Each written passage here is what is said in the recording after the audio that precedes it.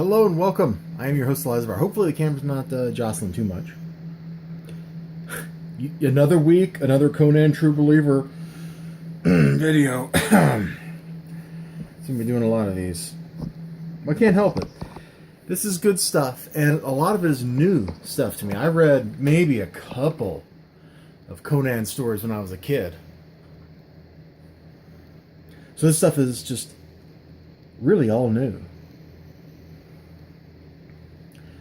We'll start here with Curse of the Golden Skull.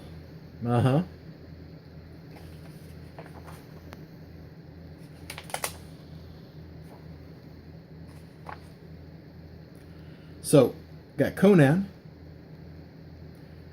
We'll ignore those couple of pages. I just showed them to you. But you got Conan here as part of an escort for a carriage. The carriage has a beautiful woman in it, the princess. They come under attack. There's a great fight scene. Most of the guys are kind of worthless, but Conan's teamed up with this awesome dude right here, and the two of them hack and carve their way through like everybody up until they finally get knocked out. And they're kept alive instead of being killed like everyone else. Alright? There's the beautiful woman, princess. So they're taken before this guy, who's like a wizard or something, and he found this ancient tower, and he stole its secrets, and you know how all that wizard stuff goes. Let me just change that around a little bit. That's a little better for me, holding the book straight instead of at a funky angle. So Conan, the guy, you know, they're enslaved down here. They go down there to dig for gold, but being scoundrels, that don't stop them for long. They're like, half the gold's going down there, so they go see how much, like, what gold is going there. How much money is that? How much money is that anyway?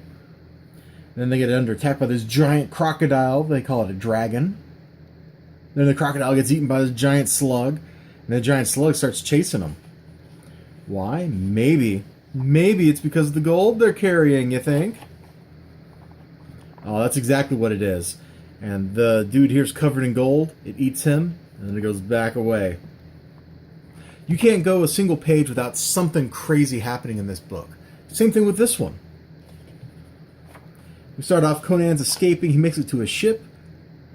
The shipmaster is like, why are you running from them? Conan tells him the story.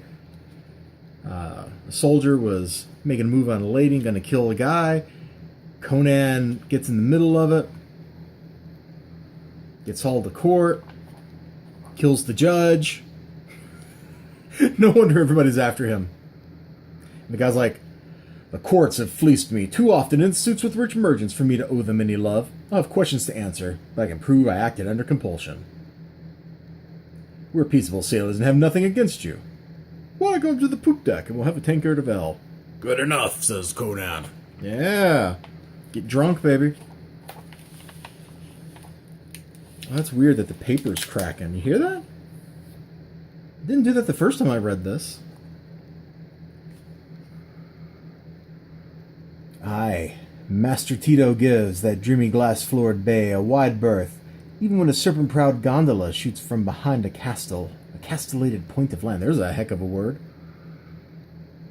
And voluptuous, dusky women with great red blossoms on their hair stand out and call to his sailors, posing and posturing brazenly. It's almost like that's an evil place. Let's go back to the previous panel. And we're set, the old serpent archdemon of the Hyborians, but god of the Stygians, is said to writhe his shining coils among his worshippers. Probably a good idea they didn't go in that bay. Anyway, naturally, the ship gets attacked by pirates. Let's flip back here. She-Devil Elite, Queen of the Black Coast. Looks like combat on the ship. Sure enough, that's exactly what happens. Let's flip back up here. There's lots of fighting. She falls in love with him because he's basically killing her men. She's like, yeah, I like you.